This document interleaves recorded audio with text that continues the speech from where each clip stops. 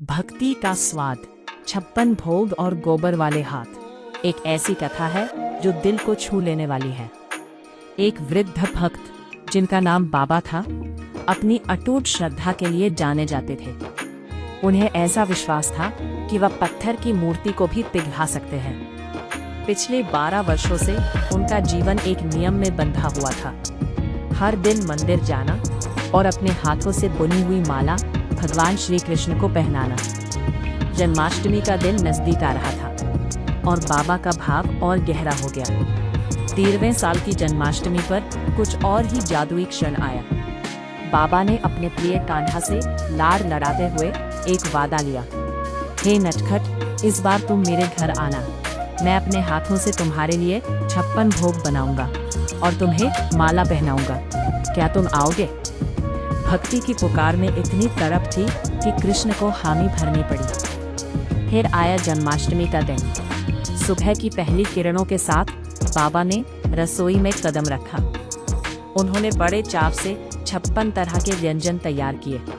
मसालेदार पूरी, मीठे लड्डू और सुगंधित खीर। हर व्यंजन में उन्हें भक्ति का स्वाद था। सुंदर माला पिरोई और घर की चौखट पर आंखें बिछाकर बैठ गए।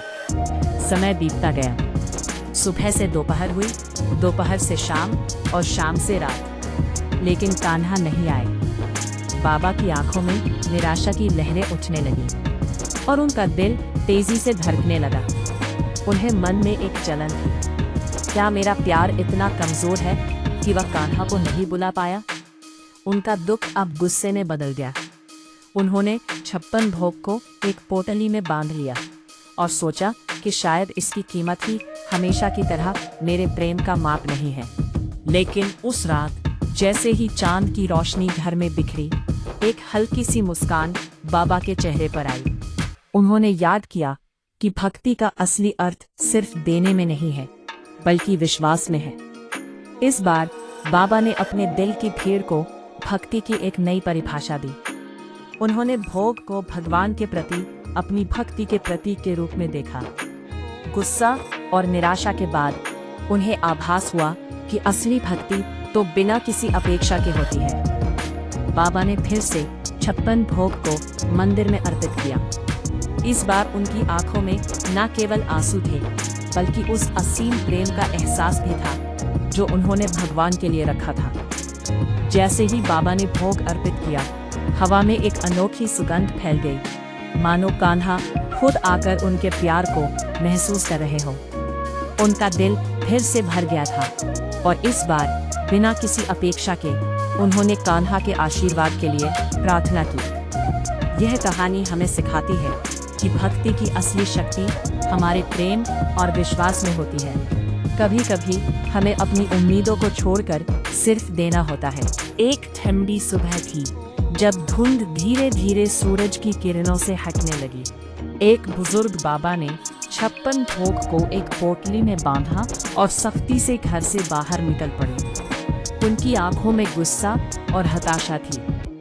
उन्होंने पूरे रास्ते चिल्लाते हुए कहा, सब झूठ है, कोई भगवान नहीं होता, सब पत्थर की मूर्तियां हैं। उनके शब्दों में गहरी निराशा थी जो उनकी आस्था की टूटन को दर्शा रहे थे। रास्ते में एक छोटा सा ग्वाला अपनी सैकड़ों गायों के साथ आया। उसके चेहरे पर मासूमियत झलक रही थी। उसने बड़े ही प्यार से कहा, बाबा, जरा रास्ते से हट जाओ, वरना गाय टक्कर मार देगी।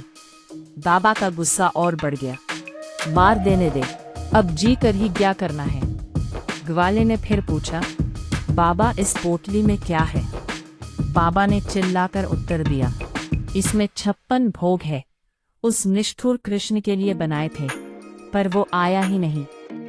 बालक की आंखों में चमक आ गई। उसने कहा, बाबा, मैं सुबह से भूखा हूँ, क्या मैं इसमें से कुछ खा सकता हूँ? बाबा ने थोड़ी झिझक के साथ कहा, बेटा, मैं कैसे खिलाऊं? देख, अभी गायों के बीच था तो मेरे हाथ गोबर से सने हैं। बालक हंस पड़ा और बोला, तो क्या हुआ बाबा, आप तो बस मुझे खिला दो।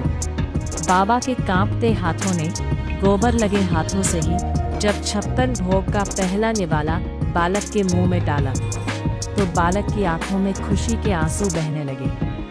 बालक ने कहा, बाबा, मैं सुबह से यही खड़ा आपका इंतजार कर रहा था।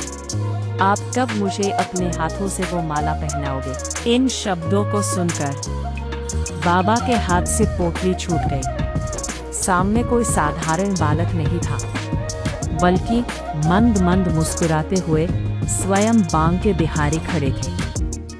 12 साल तक उसने मंदिर की चारदीवारी में ढूंढा था, और आज भक्त के प्रेम और उन गोबर सने हाथों से निवाला खाने खुद चले आए थे।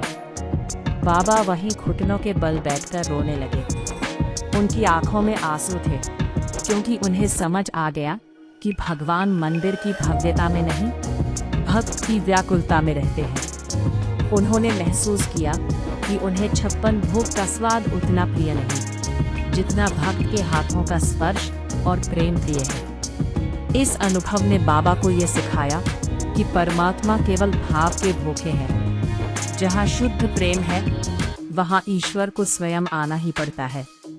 राधे राधे। उनके दिन से एक नई आस्था जाग उठी।